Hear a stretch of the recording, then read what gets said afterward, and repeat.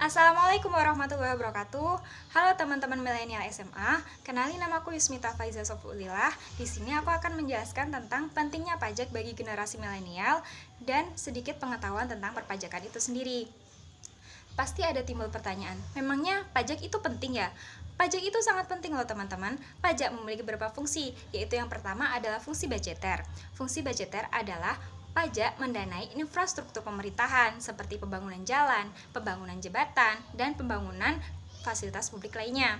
Fungsi yang kedua adalah fungsi distribusi, yaitu penerimaan pajak akan didistribusikan melalui subsidi pangan, subsidi BBM atau bahan bakar minyak. Nah, fungsi yang ketiga adalah fungsi stabilisasi, yaitu pajak mengontrol investasi baik dalam maupun luar negeri dan mengontrol inflasi ekonomi. Fungsi yang keempat adalah fungsi regulasi, yaitu pajak memproteksi produk-produk dalam negeri. Seperti apa memproteksinya? Yaitu ketika kita mengimpor barang, itu akan dikenai pajak-pajak seperti PPN impor, bea masuk, PPH pasal 22 impor. Nah, pajak-pajak tersebut akan memproteksi produk dalam negeri agar lebih dipilih oleh masyarakat, karena impor barang itu mahal, seperti itu, karena ada pajak-pajaknya itu ya teman-teman. Nah, jadi bercanda deh kalau bilang pajak itu nggak penting. Hampir 80% penerimaan negara itu berasal dari pajak. Dengan penerimaan pajak itu sangat krusial bagi pemerintah, karena pemerintah sangat bergantung kepada penerimaan pajak tersebut. Dengan pembangunan jalan atau menjalankan roda pemerintahannya, itu sangat bergantung kepada penerimaan pajak. Seperti itu teman-teman. Nah, kemudian kita akan membahas tentang jenis-jenis pajak di Indonesia. Secara pengelolaannya itu ada dua, yaitu pajak pusat dan pajak daerah. Pajak pusat itu dikelola oleh pusat, yaitu DJP, Direktorat Jenderal Pajak, dan pajak yang kedua adalah pajak daerah yang dikelola oleh daerah itu sendiri. Nah, pajak pusat itu ada 5 teman-teman. Ada PPH atau pajak penghasilan. Sederhananya, ketika badan atau sebuah PT mendapatkan penghasilan, maka mereka diwajibkan untuk membayar pajak penghasilan dengan cara membayar setiap tahun dan melaporkan SPT setiap tahun. Nah, kemudian pajak yang kedua adalah PPN atau pajak pertambahan nilai. Jadi ketika kita membeli barang di suatu minimarket atau membeli makanan di restoran, kita dikenai PPN 10%. Jadi kita udah berkontribusi loh kepada negara dengan membayar PPN tersebut. Itu. Nah, pajak pusat yang ketiga adalah PPNBM atau pajak penjualan atas barang mewah. Dari namanya saja kita udah tahu bahwa PPNBM ini dikenakan pada barang mewah saja, seperti contohnya mobil mewah, rumah mewah, dan barang-barang mewah lainnya. Nah, berbeda dengan PPNBM hanya dikenakan satu kali saja, yaitu ketika impor barang dan ketika kita memproduksi barang. Itu akan dikenakan PPNBM.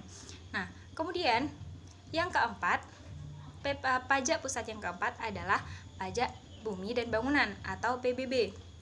PBB ini terbagi menjadi dua teman-teman, yaitu PBB sektor P3L yang dikelola oleh pusat dan PBB perdesaan dan perkotaan yang dikelola oleh kabupaten atau kota atau dikelola oleh daerah. Nah, PBB yang dikelola oleh pusat itu sektor P3L. P3L itu perkebunan, kemudian perhutanan, sektor pertambangan, dan sektor lainnya seperti sektor kelautan dan perikanan. Kemudian pajak pusat yang kelima adalah bea materai. Jadi bea materai itu termasuk pajak loh teman-teman. Jadi ketika kita membuat dokumen, itu harus ada syarat tanda tangan di atas materai. Nah, itu merupakan salah satu dari contoh bea materai atau pajak pusat bea materai. Nah, setelah kita membahas tentang pajak pusat, lalu kita akan membahas tentang pajak daerah. Pajak daerah itu terbagi menjadi dua teman-teman. Ada pajak provinsi dan yang kedua adalah pajak kabupaten atau kota. Nah, pajak provinsi ini ada 5 teman-teman. Yang pertama adalah BBNKB atau bea balik nama kendaraan bermotor. Kemudian pajak kendaraan bermotor dan kendaraan di atas air, pajak pemanfaatan air tanah, kemudian pajak bahan bakar kendaraan bermotor, dan pajak rokok. Nah, pajak daerah yang kabupaten atau kota itu ada banyak banget teman-teman, ada 11. Bahkan lebih karena pajak daerah itu terbagi menjadi dua. Jadi ada pajak pusat yang dilimpahkan ke daerah dan ada pajak daerah itu sendiri. Nah, contoh-contoh pajak daerah itu ada pajak hotel, pajak daerah yang pedesaan, perkotaan dan kabupaten itu ada pajak hotel, kemudian pajak hiburan, kemudian pajak reklame, BPHTB, biaya perolehan hak atas tanah dan bangunan, dan pajak-pajak daerah lainnya.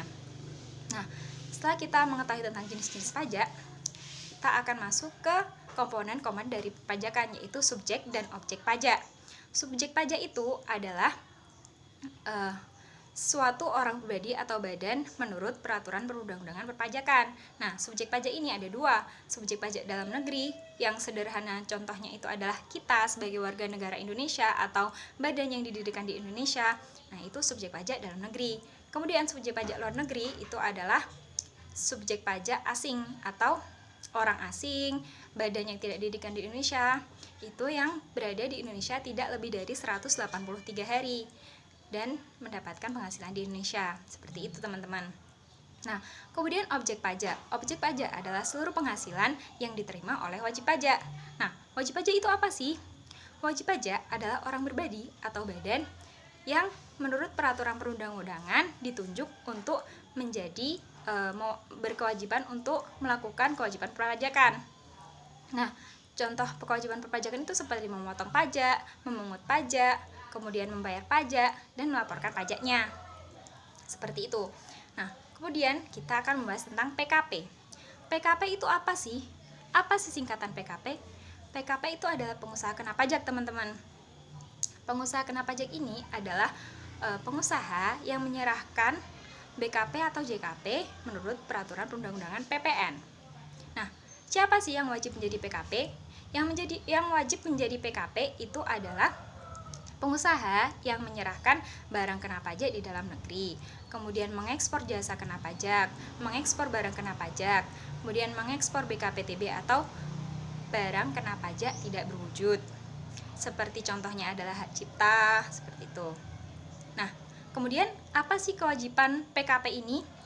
Kewajiban PKP ini adalah yang pertama membuat faktur pajak dari setiap penjualan barang atau jasanya.